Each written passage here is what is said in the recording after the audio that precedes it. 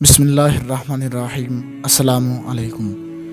روایت ہے حضرت ام سلمہ رضی اللہ تعالیٰ عنہ سے، بیان کرتی ہیں رسول پاک صلی اللہ تعالیٰ علیہ وآلہ وسلم نے فرمایا، جو عورت اس حال میں فوت ہو کہ اس کا شوہر اس سے راضی ہو تو وہ جنت میں داخل ہوگی۔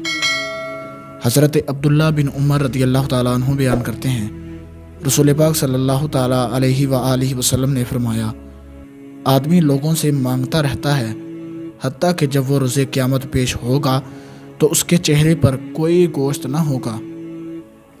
روایت ہے حضرت ابو ہریرہ رضی اللہ تعالیٰ عنہ سے، بیان کرتے ہیں رسول پاک صلی اللہ تعالیٰ علیہ وآلہ وسلم نے فرمایا، جب تم میں سے کوئی اذان فجر سنے اور کھانے پینے کا برتن اس کے ہاتھ میں ہو تو وہ اپنی ضرورت پوری کرنے کے بعد اسے نیچے رکھے۔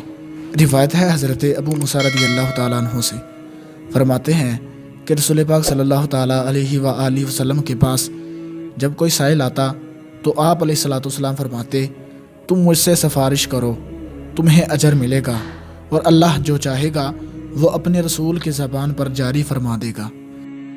حضرت علی رضی اللہ تعالیٰ عنہ بیان کرتے ہیں، رسول پاک صلی اللہ تعالیٰ علیہ وآلہ وسلم کو ایک یہودی عورت برا بلا کہا کرتی تھی اور آپ کی مذمت کیا کرتی تھی۔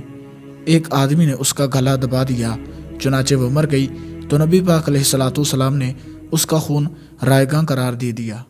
حضرت ابو طلحہ رضی اللہ تعالیٰ عنہ بیان کرتے ہیں، رسول پاک صلی اللہ تعالیٰ علیہ وآلہ وسلم نے فرمایا، جس گھر میں کتے اور تصاویر ہوں اس میں رحمت کے فرشتے داخل نہیں ہوتے۔